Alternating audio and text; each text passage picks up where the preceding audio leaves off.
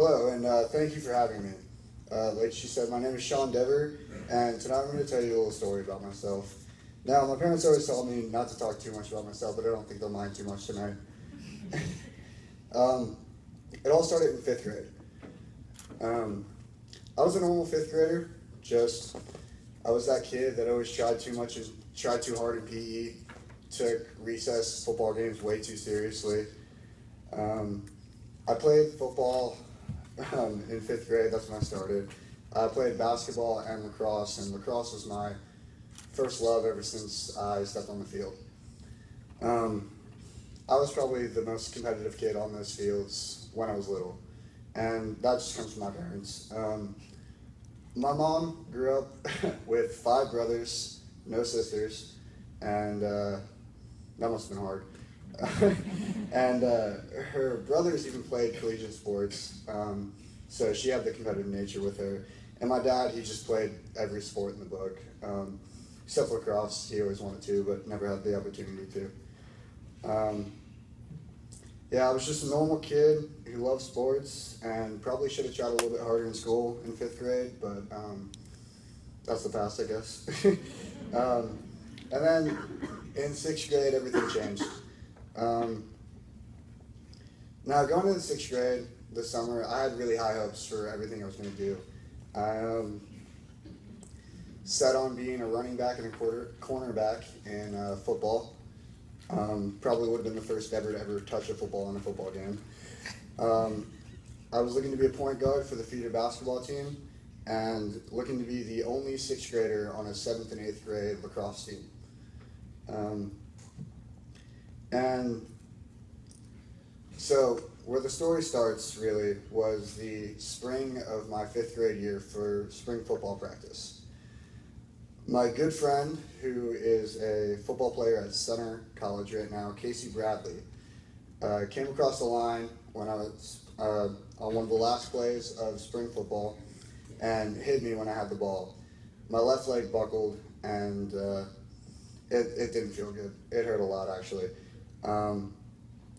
And I just couldn't get up.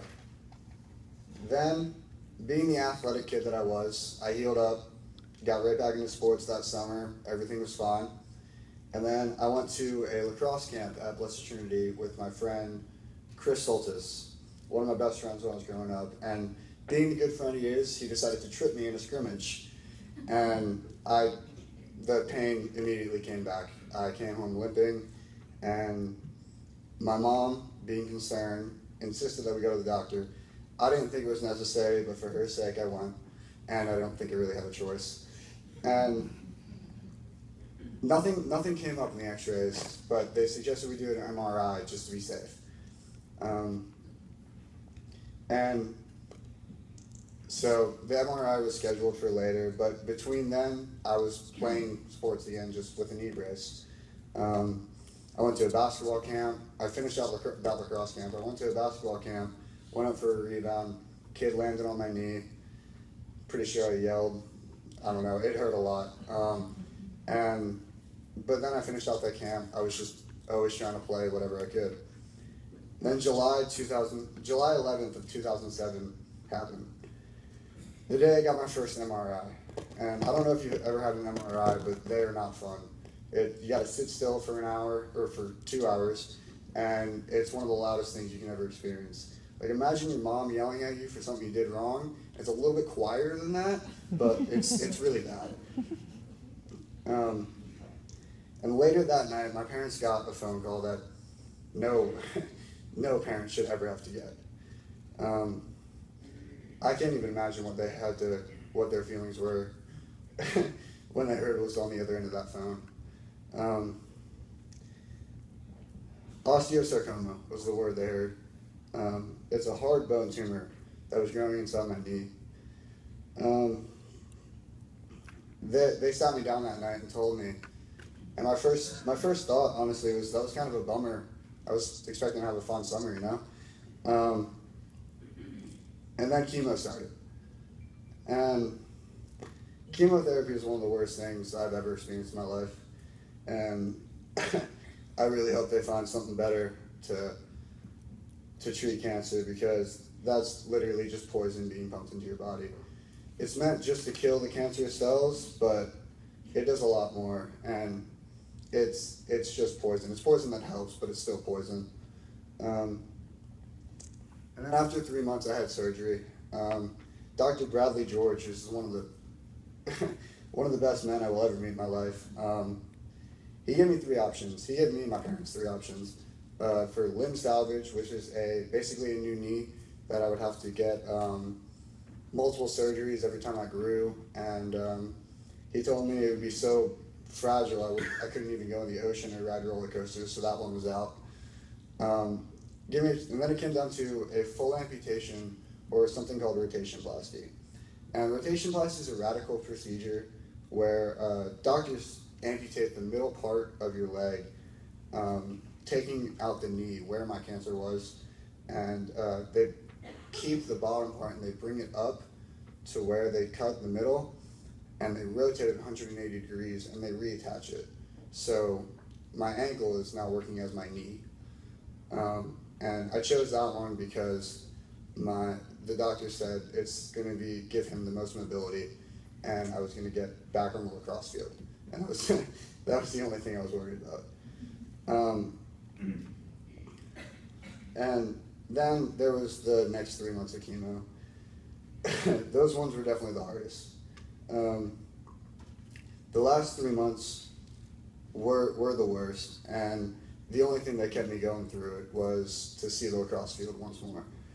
Then March 3rd of 2008 came, and I could not have been happier. It was my last round of chemo, and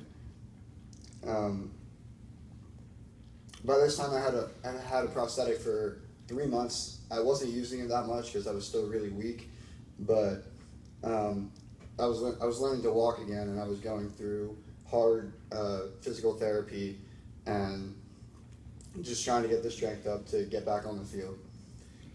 By November of my 7th grade year, I was in goal for lacrosse. It was a new scenery for me because I had played midfield before, but that was one of the best feelings I've ever had in my life. My first game, my team won 11-1. So being a goalie, you don't like to hear the 1, but it's a lot better than you'd rather get that shutout, but it's a lot better. 1 is okay. And I don't entirely remember the game. Maybe my defense played really well, but I like to believe I was just that good. And then the spring of 7th grade came. And it was the thing I've been looking forward to since I picked up a lacrosse stick, was playing for the Blessed Trinity feeder lacrosse team. And that finally happened. And seeing as I was the only goalie, I think I had a pretty good chance of starting. And I did for both my 7th and 8th grade year, and I finished with over 400 saves between the 2 years. And then I finally became a freshman at Blessed Trinity. I wrestled as well.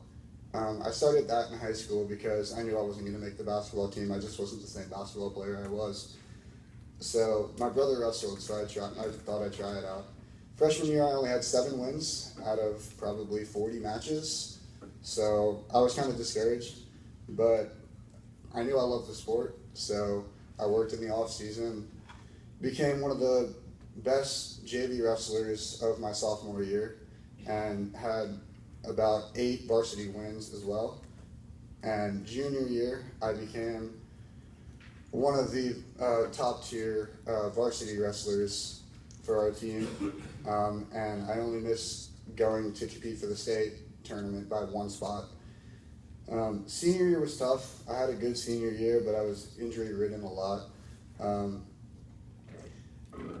The practice right before the qualifying tournament for states, I tore my hamstring for the 2nd time that year.